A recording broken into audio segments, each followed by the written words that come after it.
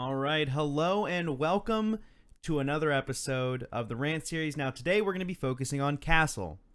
Now, I was hoping to get this out a little bit earlier, but I had a lot of issues with my computer lately, just a bunch of random crap. They are fixed. They are fixed now, so we should be good to go. But anyways, back to the thing is that today we're going to be talking about Castle. Now, I've seen a lot of people ask about Castle. Do I think he's OP? Do I think he's OP? I'm pretty sure that's a joke. And then a lot of people asking, like, do I think Castle needs a buff? Do I think Castle needs to be needs to have some boost in some way? Does he need more castle barricades? Do they need to be different? Do they need to reach the floor? And all kinds of other things like that. And that's what we're going to be discussing today. We're going to go through our standard walkthrough of what my key points about Castle are, going through his loadouts. And then after we're going throughout his loadouts, we're going to go in and I'm going to talk about the ideal way that kind of he's played, the way that he's played in ranked, the way that he's played at high level gameplay, how he's been played in the past few seasons of Pro League and whatnot, and then just kind of going to wrap it all up. Should be a shorter video today, maybe. Probably not. Yeah, no, probably not. But anyways, we'll do our best. We'll do our best here. But first and foremost, let's go ahead and jump into his loadout. So as we all know, Castle has the UMP and he has the M1014 as his primary loadouts. Now, between the two, the M1014 in the past two patches has gotten a pretty hefty nerf. It's made it somewhat ineffective at PvP in comparison to his other weapon, the UMP. It absolutely still works and can absolutely get you kills. It's just that the UMP is going to allow you more flexibility, and the UMP is such a great SMG anyways. There's just not a whole lot of reasons to not use it. The M1014 can absolutely be great when you're holding a close angle, but it's just that the UMP, you're just going to find more effectiveness overall with it. So now after that, you have two pistol options. You have the 5.7 and you have the M45, with the 5.7 hosting a 20 round magazine, the highest out of any pistol currently in the game. 27 damage though, so it is on the low end in comparison to the 47 damage that the M45 can put out. However, as you can notice, the stark difference between the two guns here is that one has 20 rounds in the magazine and the other only has 7.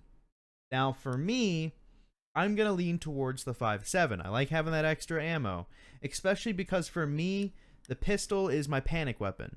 The pistol is my panic weapon. If I'm using the pistol, it means I've run out of ammo, and I've run out of ammo on my primary, and I don't have time to reload. And that means I'm going to take the gun that I can have a little bit more leeway with. I can shoot a whole hell of a lot quicker, and I have a whole hell of a lot more ammo in case I miss my first couple of shots. Now, the final two things that he has here are the deployable shield and the impact grenade, which truly is going to come down to preference. If your team doesn't have a lot of destructive, if for whatever reason they're not picking like a smoke, for example, you might want the impact grenades because they'll allow you to open up the room for your team. However, if you are bringing a smoke, there isn't really a whole lot of reasons out there. If you're bringing like a smoke and a rook, there's not a whole lot of things that should push you towards picking an impact grenade over a shield. Because with the shield, you can set up a lot of pixel peaks for yourself and potentially protect yourself from a different angle when you might want to utilize the castle barricades in their in one of my favorite aspects of it, which is shooting people's feet when they go to smack the barricade if they do not have a breaching tool of some kind, whether that be a grenade, an ash charge, or a sledgehammer. Or a breaching charge, or I guess a habana or thermite I've seen used for some reason. But you can use that shield, and it sets up a great pixel peak. Maybe your teammate wants it for whatever reason. But anyways, point being, if your teammate already has some way to destroy walls, you don't really need to bring an impact grenade yourself. It's just excessive. Moving on into more specific of the loadout, this is actually something that I really do genuinely want to talk to you guys about. And this is kind of going to be an overarching statement. It's not generally just restricted to the UMP, but I do see it most prevalently on the UMP. And that is the usage of this horrible, horrible thing, which is the extended barrel. Now, this is something which I know some of you are going to instantaneously disagree with me on. And a lot of the points are going to center around, well, remorse, the gun doesn't have any recoil anyway, so why the hell wouldn't I take the extended barrel? And this is where I want to kind of go in, and I do genuinely want to explain to you, and I hope that you'll listen through to the end of the video to understand why I truly think, and it has been shown through a lot of testing, that the extended barrel is a pointless attachment, not just for the UMP, but for every single gun. With the exception of, I think, maybe no, actually no, it got nerfed, so the damage reduction got hit pretty hard on that, so it doesn't even stand to be a reasonable pick for that either. So yeah, no, extended barrel, it's just bad. It's just bad.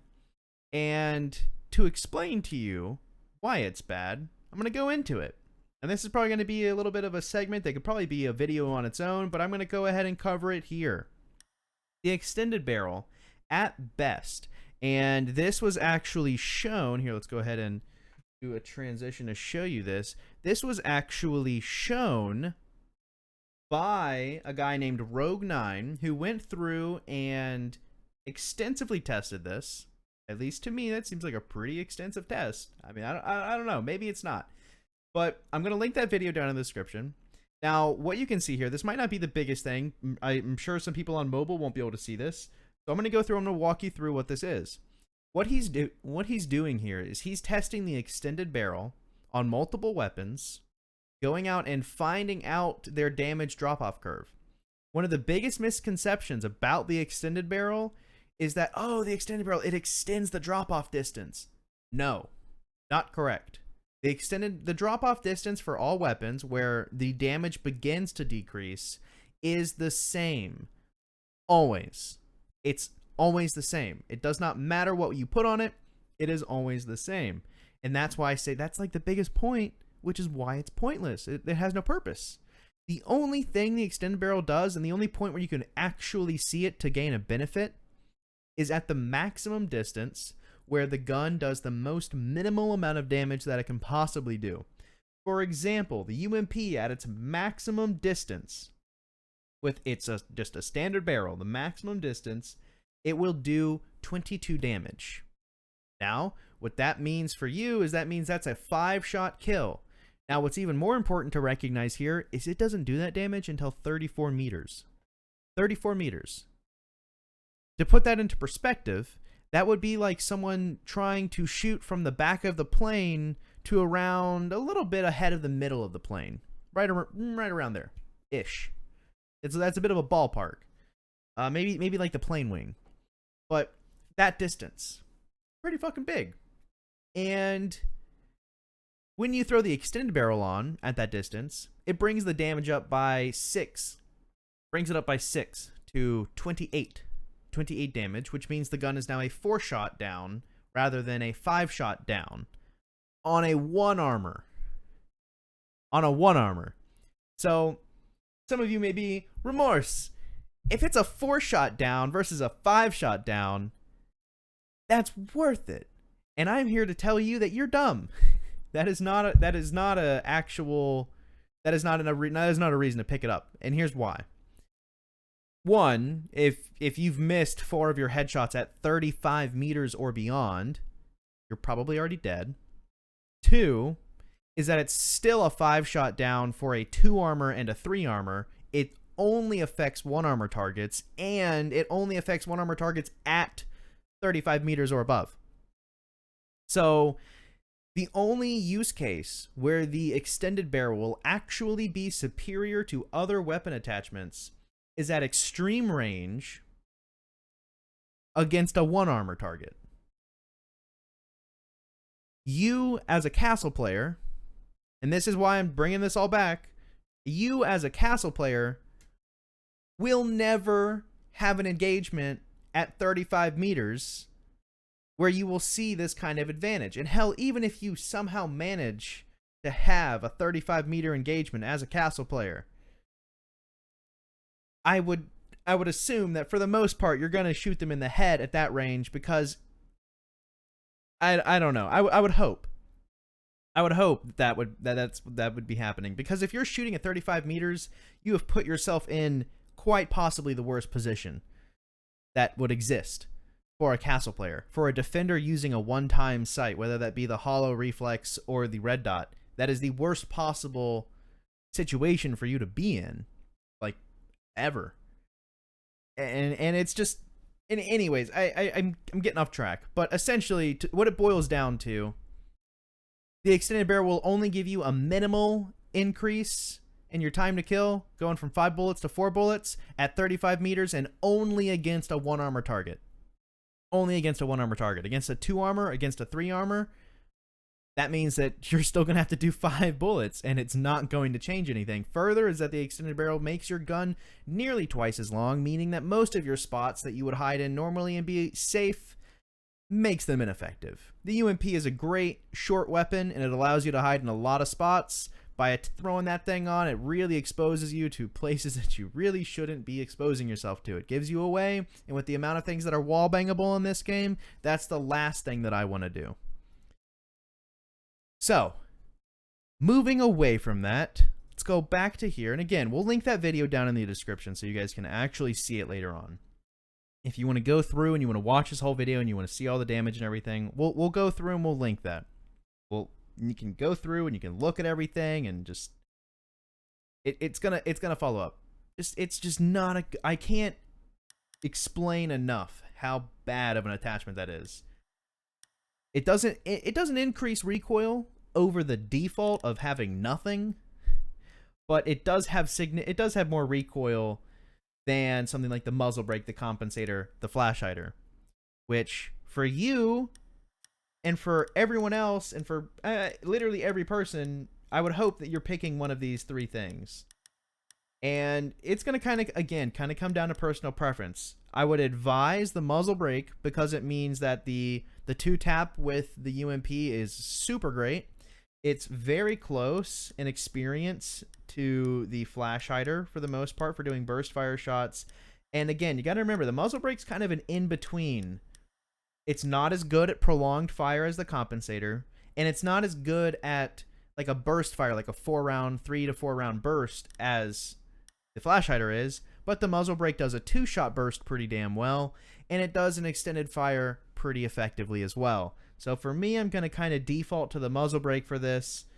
It's a great attachment. Just don't use the extended barrel. It's just not good. It really isn't. It has no benefits whatsoever to you. Now, the second attachment option that you're going to get is you're going to get to pick between the angled grip and the vertical grip, which, again, angled grip will increase your recoil. Vertical grip will decrease your recoil. I would advise the vertical grip. The gun itself already has a mobility of 50, and it has a one-time sight. What that means, in practical terms, is that that's the quickest the gun's going to ADS. You're not going to see a noticeable difference with the angled grip. When it's been broken down in the past, I've gone through, and it's been something in the area of, when I was recording on 144 frames or something, up in that area, I was clicking through frame by frame by frame by frame by frame, and it was something like 10-ish frames quicker, which I don't know. I haven't done the math on the milliseconds that comes down to, but I'm pretty sure it's somewhere in the range of like 50, like maybe I think it's actually lower than that. Maybe it's like 30 to 50, something like that. That's a ballpark. Essentially, that's not going to do anything on this gun. Now, if we're going to talk about the Mark 17 rifle, the Blackbeard gun, that Scar Mark 17 heavy rifle, that will get a benefit from the angled grip because the ADS time is so significantly longer. It has a lower mobility. It has a 0.75 second default ADS time, which is reduced pretty heavily by the angled grip. But on a gun like this, that has a high mobility rating, that has a one-time zoom scope, that has already a very fast ADS time, you're not seeing a huge benefit from getting an angled grip. It's just not going to be that beneficial to you when instead you can have the vertical grip. Now, again, yeah, this does come down to recoil, and yes, the UMP does have virtually no recoil to begin with, but even with its already minuscule recoil, I don't know. I would just take a gun that's a little bit better over something that I'm probably, in most cases, not going to notice unless I'm recording it and looking for it in a direct comparison. I'm not going to notice this unless I'm recording this and slowing it down. Whereas the vertical grip, I would actually notice on a daily usage when I'm trying to control the recoil. So past that, past the loadout, now that we're back, we got all the loadout things kind of discussed. Moving back to the more technical aspect and the more theoretical aspect of, I guess, talking about Castle in general. Sorry, I know that we kind of delved into that for a long time. The extended barrel kind of segued us off a little bit there, but we'll be able to wrap it up, I hope, in the next few minutes here. Anyways, so now to discuss Castle in general. Do I think he's strong? Do I think he's not? Etc. Etc. This is going to be kind of controversial. I think Castle's totally fine. Honestly, I've never really understood why people think that Castle's a weak operator, when Castle by himself, he's just so good. Like, he has a great weapon. He has a very versatile loadout.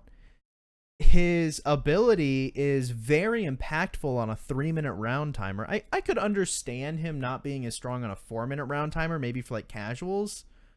I don't mean like casuals the player, I mean like casual matches, like for the 4-minute timer.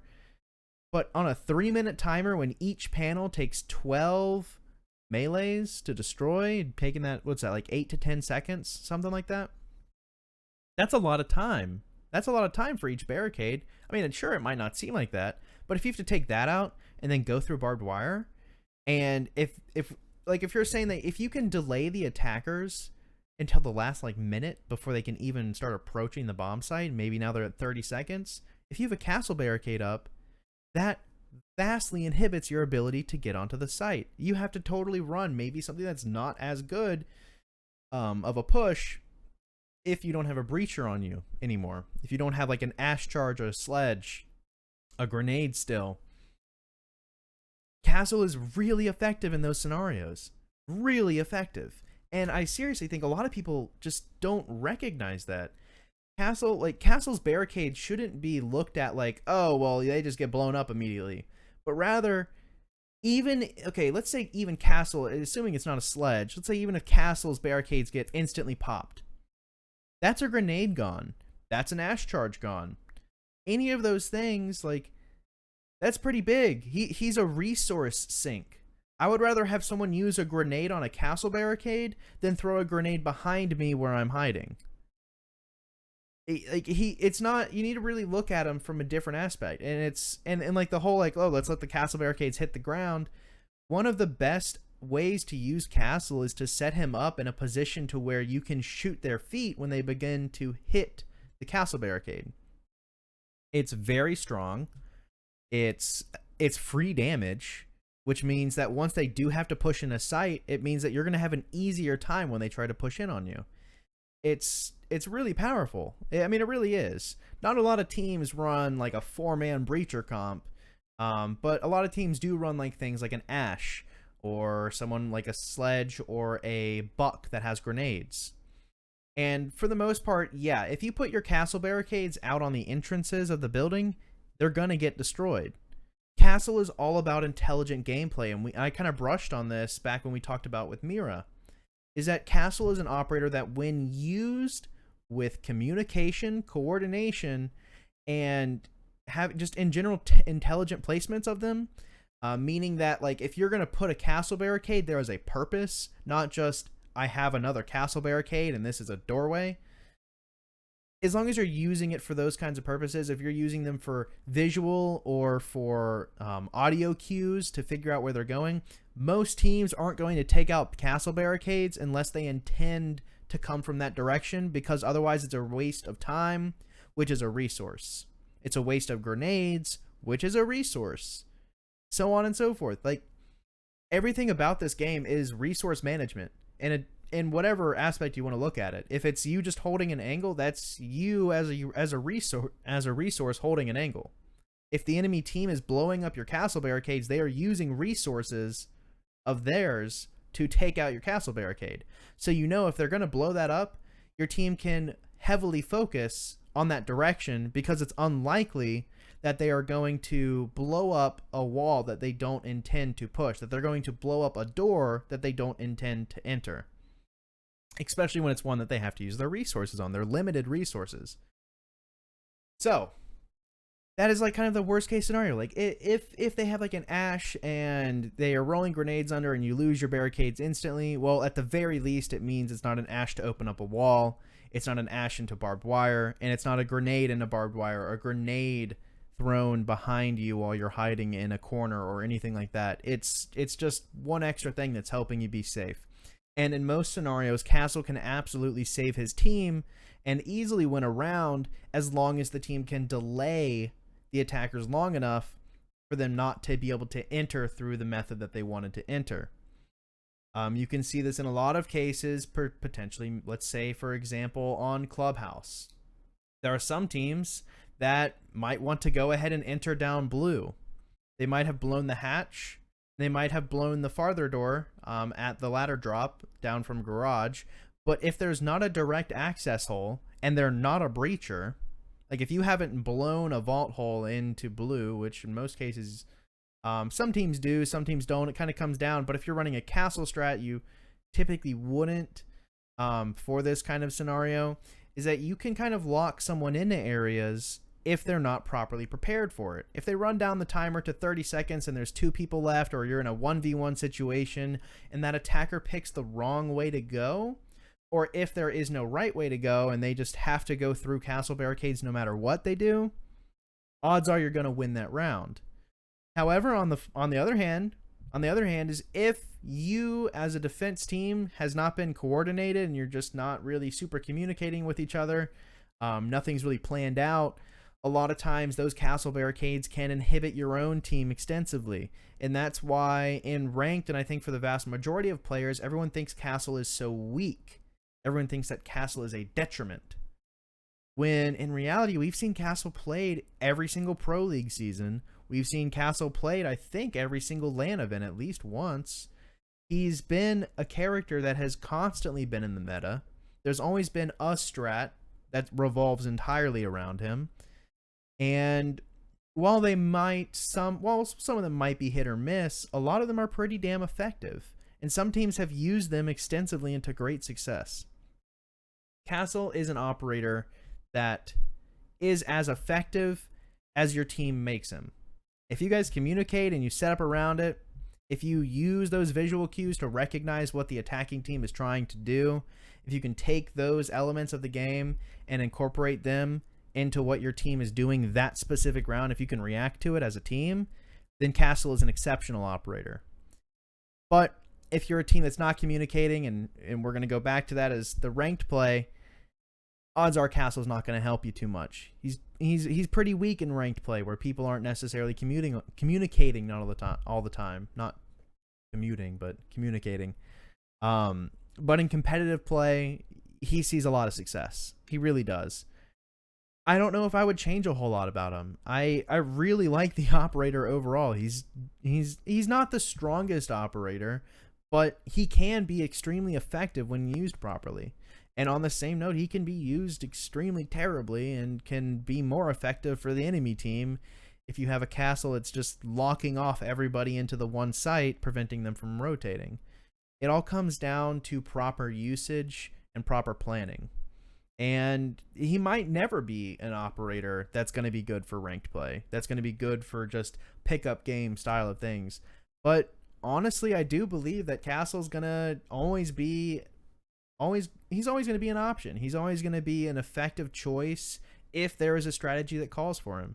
If you can kind of structure a strategy around castle usage, it's going to be strong. And there's lots of ways that you can use him, from just, remember, going back and shooting his feet, using him for the audio cues, and making him waste the enemy's resources, making sure that they can't use that on anything else. I don't know. I don't know what more there is to say about Castle. That's kind of everything in a nutshell for him. I we didn't really wrap it up that quickly as I was hoping, but oh well. But essentially, yeah, that's kind of everything in conclusion. I hope you guys enjoyed it. If you have any specific questions about anything, if you want to, I guess, go further about the extended barrel discussion, which is more of a generic complaint than just specific to Castle. But if you guys maybe want to talk about that or anything else in the chat, please go ahead and leave some comments. If you liked the video, I hope that you would like it and maybe even subscribe if you want to see more of them. But if you didn't like the video for whatever reason, if I was just doing something strange or ranting too damn much, I guess if you hated it, just leave a dislike, but at least let me know. Let me know what I can do to improve the videos and maybe change anything if needed. But anyways, guys, thanks for watching again, and I'll see you next time.